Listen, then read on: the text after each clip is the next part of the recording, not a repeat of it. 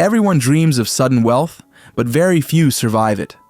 Overnight success feels like a miracle, until you realize miracles have side effects.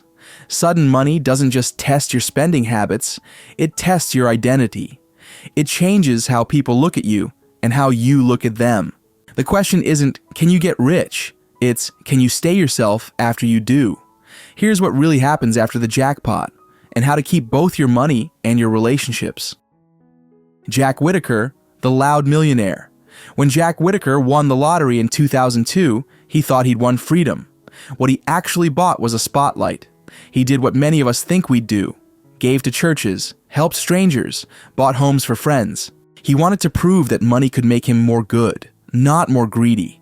But generosity without boundaries becomes gravity, and it pulls everyone toward you. In less than a year, Jack's life began to unravel. His home was robbed. His company was sued. The strangers never stopped asking, and the people he loved started to drift away. He once said, "I wish I'd torn that ticket up." But what broke him wasn't the money. It was the noise that came with it. When everyone around you sees a walking jackpot, they stop seeing you. That's when even kindness becomes a burden. If you ever find yourself holding the winning ticket, don't shout it from the rooftops. Whisper it to your lawyer and no one else. Rule number 1, tell no one. Privacy equals protection. The first rule of sudden wealth isn't about investing. It's about silence. The louder you announce your success, the more you invite the world to interpret it for you. Money doesn't just buy things. It buys attention. And attention is the most expensive thing you'll ever own. Once people know, they start assigning expectations, generosity, advice, favors, opportunities. You become a mirror for their wishes, not a person with your own boundaries. If you ever come into wealth, tell no one but your attorney. Set up a trust. Let your paperwork speak for you, not your ego. Privacy isn't secrecy, it's self-defense. When you protect your privacy, you protect the version of yourself that money can't touch. Because the truth is, money doesn't change people, it reveals them. And that includes you. Billy Bob Harrell Jr., the man who couldn't say no. For Billy Bob Harrell, the money was supposed to be a miracle, a ticket out of struggle, a way to care for his family and his church. And at first, that's exactly what he did. He gave freely, helped anyone who asked, and couldn't stand to disappoint anyone. But when you give without boundaries, every act of kindness becomes an invitation. Within 8 months, his marriage collapsed.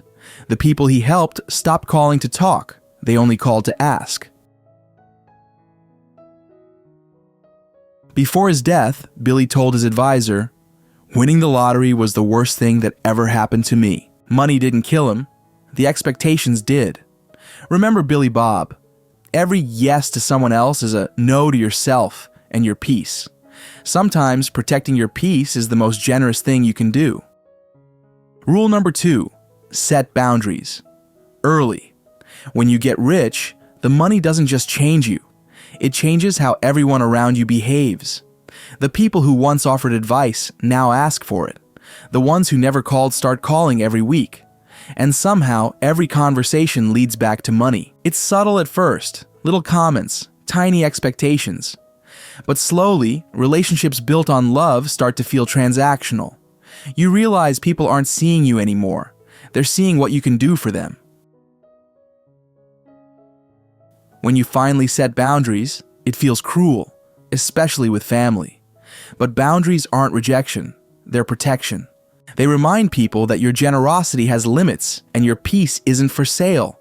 Give once, not twice. Never lend.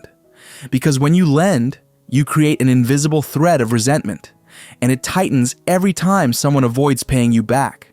Help once with love, or help forever with regret. Boundaries filter who truly cares. The ones who stay after you say no, those are your real people. Sometimes protecting your peace doesn't distance you from love. It brings you closer to the kind that's real. Rule number 3, stay invisible. In a world obsessed with attention, invisibility has become the new luxury. When you get rich, your biggest risk isn't losing the money. It's losing your anonymity. Every post, Every purchase, every brag buys you a few seconds of admiration and a lifetime subscription to other people's envy. The more visible your success, the more invisible your peace becomes.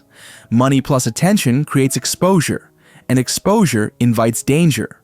The goal isn't to hide from the world, it's to live in it without being consumed by its noise. You don't need to prove you made it. You need to protect the peace you built. When people think they know your net worth, they stop seeing your worth as a person. Being invisible doesn't mean being small. It means being free to enjoy life without performing it. Real confidence doesn't shout. It smiles quietly and walks past the noise. Rule number 4, reset financially. Most people believe that once you're rich, you're free. But debt doesn't disappear because your bank balance grows. Debt feels normal because society says it's harmless, but interest doesn't just accumulate on your balance. It accumulates on your anxiety. Pay off your highest interest debt first. It's the easiest guaranteed return you'll ever get. Paying off a 25% credit card isn't just smart finance. It's earning 25% on peace.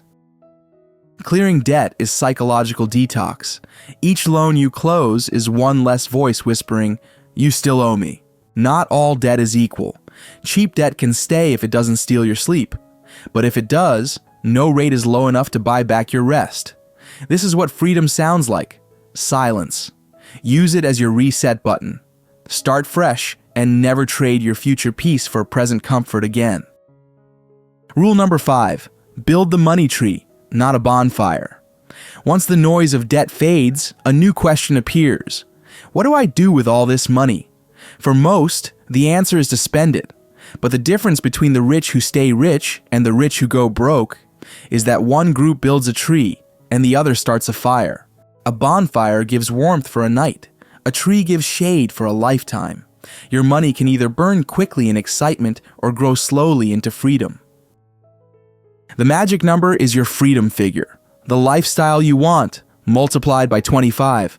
That's how much you need invested so you can live off the fruit without cutting down the tree. Growth doesn't have to be risky, just consistent. Stocks give you growth, bonds give you balance, real estate gives you roots, and savings keep you watered through droughts. Building wealth is emotional discipline disguised as math. The numbers are simple, it's the patience that's hard. Those who chase excitement rebuild from ashes. Those who nurture growth end up with something that lasts. It's not about how fast your tree grows, it's about not cutting it down. Wealth isn't about possession, it's about preservation. It's about letting your money work quietly while you live loudly in peace. Rule number 6, spend with intention. Once your money tree starts to grow, the question changes from how do I make more to what's actually worth spending it on. Money can buy comfort, but only intention can buy peace. Most people spend to prove they're happy. The wise spend to stay happy. If you want your wealth to last, spend where it grows you, on longevity, comfort, connection, and purpose. Longevity, because a long life lets you enjoy what you've built. Comfort, because peace of mind is a form of luxury. Connection, because memories compound faster than interest. Purpose, because that's what makes wealth feel meaningful. Wealth shared wisely brings people closer. Wealth shared carelessly drives them apart. You don't need a yacht to feel rich. You need time with the people you'd want on that yacht. Spending with intention is maturity. It's choosing meaning over impulse, realizing you don't need to look successful when you already feel at peace. Beyond a certain point, more money doesn't add more happiness. It just adds more noise. So once your needs are met and your heart feels full, stop chasing more and start living more. Spend your wealth in ways that echo, on health, on time, on love, on memories. The greatest return on investment is a life that still feels rich when the money's gone. Rule number 7, leave a legacy of peace. When all the noise fades, the money, the wins, the applause, what remains isn't what you owned. It's what you built in the hearts of others. Legacy isn't about leaving behind money. It's about leaving behind wisdom. A calmness that says you don't have to chase everything to have everything. The goal of wealth isn't more. It's enough. Enough to live free. Enough to love fully. Enough to give quietly. You spent your youth chasing time. You spent your wealth buying it back. And in the end, you learned. The greatest legacy is peace. Not the kind written on plaques or bank accounts. The kind written quietly in the lives you touched. Better habits built your wealth. Greater peace became your reward. Tell no one you're rich. Let them feel it, in the way you live. The real measure of wealth isn't what you keep. It's what you leave behind.